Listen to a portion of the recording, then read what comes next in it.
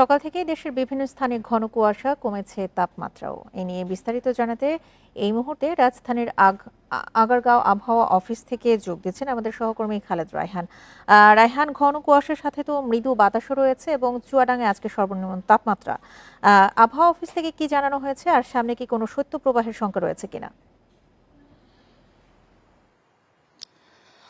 দেখুন, যেই কুয়াশাটি রয়েছে সেটি মোটামুটি বলা যায় যে 12টা থেকে 1টা পর্যন্ত এমনই থাকবে এবং এই পর্যন্ত সূর্যের দেখা কিন্তু মিলবে না, এমনটি বলছে আবহাওয়া অফিস। এবং তার সঙ্গে যদি বলি যে কনকনে যেই শীত সেটিও কিন্তু রয়েছে এবং ঠান্ডা বাতাস সেটিও রয়েছে।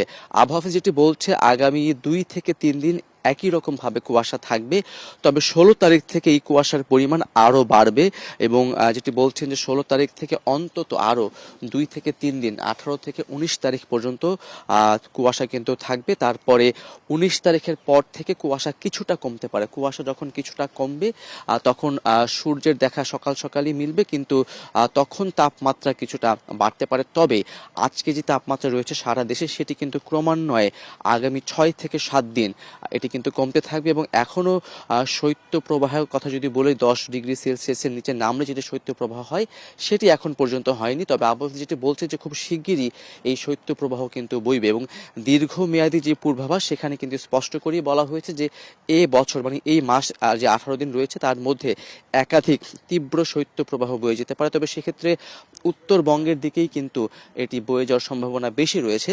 আর যেটি আবহাওয়া অফিস বলছে যে ঢাকায় আসলে সেই অনুযায়ী শৈত্যপ্রবাহ আপাতত সম্ভাবনা নেই। তবে যেটি বলছেন যেহেতু আগামী 6 থেকে 7 দিন ভারী কুয়াশা থাকবে, যার ফলে কুয়াশার কারণে কিন্তু সূর্য খুব বেশি উঠতে সময় নেবে, যার ফলে সূর্য দেখা না পাওয়ার কারণে কিন্তু তাপমাত্রা বেশ খানিকটা বলা যায় যে কমই থাকবে এবং শীতের যে জি, তীব্রতা সেটি কিন্তু দিন যত যাবে তত কিন্তু বাড়তে থাকবে।